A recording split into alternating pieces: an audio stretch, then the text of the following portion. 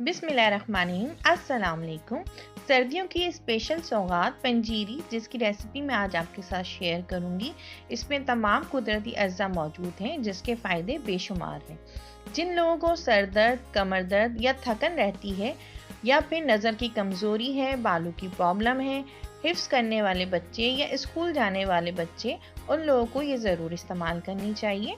Welcome food passion and vlog. आप अगर हमारे चैनल पे नए हैं तो हमारे चैनल को लाइक सब्सक्राइब करना ना भूलें। वीडियो को लास्ट तक ज़रूर देखिएगा।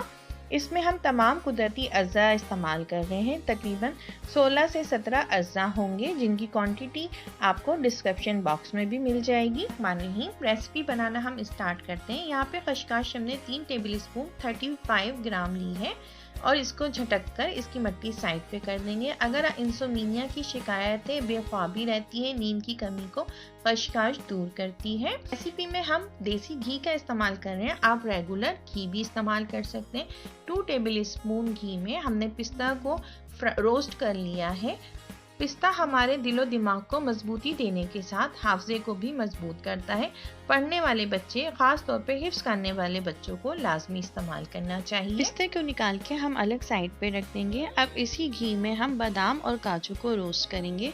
काजू में बहुत ज़्यादा विटामिन होते हैं जो दिमागी कमज़ोरी, दिल और शुगर के मरीजों के लिए बेहद मुफीद है।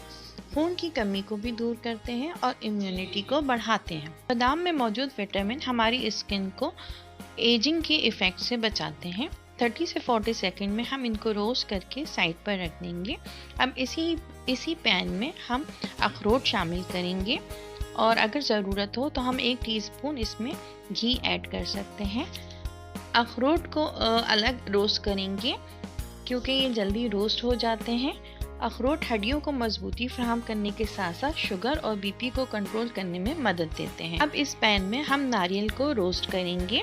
नारियल को फ़ायदेमंद बनाने के लिए आप पंजीरी में पिसा हुआ नारियल इस्तेमाल नहीं कीजिएगा।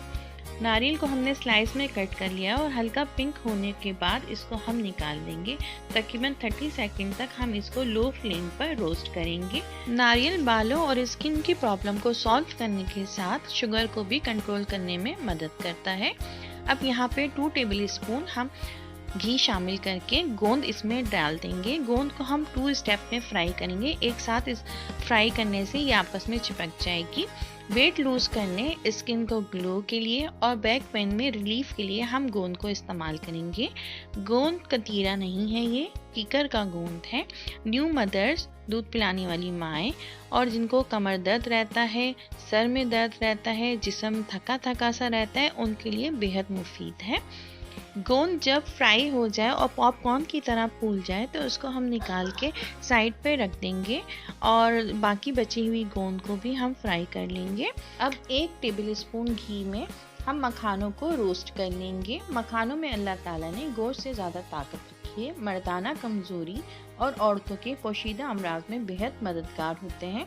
मखानों में फाइबर की मिकदार ज़्यादा होने की वजह से वज़न कम करने में भी बेहद मुफीद है। मखानों को हम हल्का क्रिस्पी करके निकाल देंगे। हल्का पिंक कलर हो जाए तो हम इसको निकाल के एक साइड पर रख देंगे। किशमिश को हमने एक प्याली में पानी डाल के भिगो के रख दिया था ताकि इसमें मौजूद मिट्टी और तिनकों को अलग किया जा सके। किशमिश को हमेशा इस्तेमाल करने से पहले धो लीजिए और यहाँ पे हम इनको 1 टेबल स्पून घी में रोस्ट करेंगे। जब किशमिश फूल जाए तो हम इसको निकाल देंगे। दांतों को मजबूत करने में, आँखों की रोशनी को तेज़ करने में किशमिश अहम किरदार अदा करती है।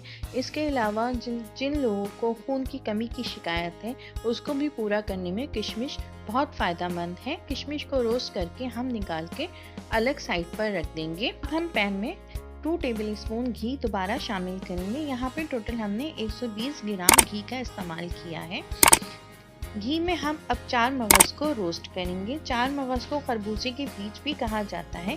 इसकी क्वांटिटी यहाँ पे हम कम लेंगे क्योंकि खरबूजे के बीज की तासीर बहुत गर्म होती है, लेकिन गुर्दों की सफाई के साथ गुर्दों में मौजूद पथरी को भी रिमूव करने में काफ़ी मौसर किरदार अदा करती है। खरबूजे के बीज को निकाल कर हम साइड पे रख देंगे। अब ग्राइंडर में हम सौंफ को क्रश कर लेंगे ताकि इसमें मौजूद तिनके जो हैं उनको हम झटक कर अलग कर दें। खाते वक्त ये दांत में फंस सकते हैं या फिर आपको फंदा भी लग सकता है। सौंफ नज़र को तेज़ करने में काफ़ी मौसर होती है। जिन बच्चों की नज़र कमज़ोर है और वो चश्मा लगाते हैं तो उनको लाजमी अपनी सौंफ का इस्तेमाल करना चाहिए। इसके साथ साथ सौंफ हाजमे को बेहतर बनाने में भी मौसर किरदार अदा करती है। अगर आपको गैस्ट्रिक का प्रॉब्लम है तो आपको सौंफ ज़रूर अपने इस्तेमाल में रखनी चाहिए। सौंफ को झटक कर हम इसके तिनकों को अलग कर देंगे और ज़ाया कर देंगे। यहाँ सौंफ को हम अलग रख देते हैं। अब ब्लेंडर जार में हम बादाम, पिस्ते, काजू, अखरोट, मखानों और खरबूजे के बीज को पीस लेंगे। यहाँ पे हमने इनको बिल्कुल बारीक नहीं पीसना बल्कि थोड़ा मोटा मोटा कूटना है। आप इमाम दस्ते का भी इस्तेमाल कर सकते हैं। यहाँ पे मैं ड्राई फ्रूट्स को पूरा नहीं पीसूंगी बल्कि थोड़े थोड़े जो है हम साबुत भी इसमें पंजीरी में शामिल करेंगे जो जायका में बहुत अच्छा टेस्ट देते हैं। अब इनको हम ग्राइंडर करके साइड पर रख देंगे। ड्राई फ्रूट को हमने रोस्ट इसलिए किया है ताकि इनकी शेल्फ लाइफ लंबी हो सके। आप इसको 1 से 2 महीने बगैर फ्रिज के इस्तेमाल कर सकते हैं और फ्रिज में रख के 6 महीने तक आप इसको यूज़ कर सकते हैं, ये ख़राब नहीं होगी। पंजीरी में जहाँ ड्राई फ्रूट्स के बेशुमार फ़ायदे हैं वहीं इनके ज़्यादा इस्तेमाल आपकी सेहत के लिए नुकसानदेह भी साबित हो सकते हैं, इसलिए हर चीज़ का एतदाल में रह के इस्तेमाल करना ज़रूरी है। अब तमाम ड्राई फ्रूट्स को हमने ग्राइंड कर लिया है और इनको रूम टेम्परेचर पर ठंडा कर लेंगे। कभी भी पंजीरी में गरम या नीम गरम ड्राई फ्रूट्स को जार में बंद करके नहीं रखना चाहिए वरना आपकी पंजीरी ख़राब हो सकती है और इसमें फफूंदी लग सकती है। एक मिक्सिंग जार में हम तमाम ड्राई फ्रूट्स को जिनको हमने ग्राइंड किया है मिक्स कर लेंगे और साथ ही जो हमारे पास साबुत बचे हुए ड्राई फ्रूट्स हैं वो भी शामिल कर देंगे। इन सबको मिक्स करके अब इसमें आखिर में हम जो हमारे पास किशमिश रोस्ट हुई रखी है वो भी शामिल कर देंगे और अच्छी तरह से इसको मिक्स कर देंगे। अब हम दोबारा अपने चूल्हे की तरफ आ जाते हैं और अपनी कढ़ाई में 2 से 3 टेबल स्पून बचा हुआ घी हम शामिल कर देंगे और इसमें 1 टेबल स्पून मैं देसी घी भी डाली हूँ ताकि जायका जो है वो बहुत अच्छा हो जाए। इसमें हमने सूजी डाली है और इसको हल्की आंच पर गोल्डन ब्राउन होने तक भूनना है। सूजी को भूनने के साथ साथ हम यहाँ पे खसखस को छान लेंगे ताकि इसमें मौजूद मिट्टी जो है वो अलग हो जाए और इसको हम डिस्कार्ड कर देंगे। साफ की हुई खसखस को भी हम सूजी के साथ ही शामिल कर देंगे और इसको रोस्ट कर लेंगे। सूजी में हमने 1/4 टीस्पून इलायची का पाउडर भी शामिल किया है खुशबू के लिए। इसको भूनने में तकरीबन 10 से 15 मिनट लगेंगे।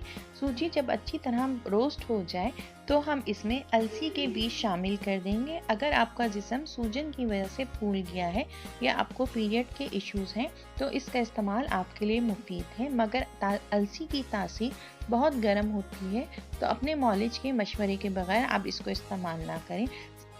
सौंफ के साथ हम इसमें तमाम ड्राई फ्रूट्स भी शामिल कर देंगे और 2 से 3 मिनट के लिए सूजी के साथ अच्छी तरह से भून लेंगे। अब इस मिक्सचर को हम निकाल कर एक अलग बाउल में रख देते हैं। सूजी हमारी तकरीबन तैयार हो गई है, लेकिन इसको खुश जायका बनाने के लिए इसमें मिठास की ज़रूरत है, जिसको पूरा करने के लिए हम कुदरती अज्जा गुड़ का इस्तेमाल करेंगे। अब यहाँ पे हम एक पैन में गुड़ डाल देते हैं और इसमें 1/4 कप पानी शामिल करके इसका एक सिरप तैयार कर लेंगे। गुड़ को हम मुसलसल चलाते रहेंगे और हल्की आंच पे गुड़ का सिरप तैयार होने तक इसको चलाते रहना है और साथ ही इसकी गुड़ की सफाई के लिए हम इसमें 1/4 टीस्पून मीठा सोडा शामिल करेंगे ताकि इसमें जो भी गंदगी हो वो साफ़ हो जाए और अलग हो जाए। यहाँ पे हमारा सिरप जो है वो तैयार हो गया है। सिरप को ना बहुत गाढ़ा करना है ना ही बहुत पतला रखना है। यहाँ पे हमने सोडा डाल के इसको आप 30 सेकंड के लिए चलाया और इसके बाद इसको हम एक स्ट्रेनर की मदद से छान लेंगे ताकि इसमें मौजूद तमाम गंदगी जो है वो साइड पर हो जाए और हमारी पंजीरी का जायका ख़राब ना हो। अब ये देख लीजिए, इसको हम डिस्कार्ड कर देते हैं। अब वापस हमारे पास जो शुगर सिरप तैयार हुआ है उसको हम वापस कढ़ाई में डालते हैं और हमारे पास जो ड्राई फ्रूट्स का मिक्सचर तैयार हुआ था वो इसमें डाल के अच्छी तरह से मिक्स करेंगे ताकि गुड़ का जायका जो है वो पंजीरी में अच्छी तरह से मिक्स हो जाए। यहाँ पे हमारी पंजीरी तैयार है। अगर आपको हमारी वीडियो पसंद आती है तो लाइक, शेयर, कमेंट करना ना भूलिएगा। تھینک یو سو مچ. اللہ حافظ.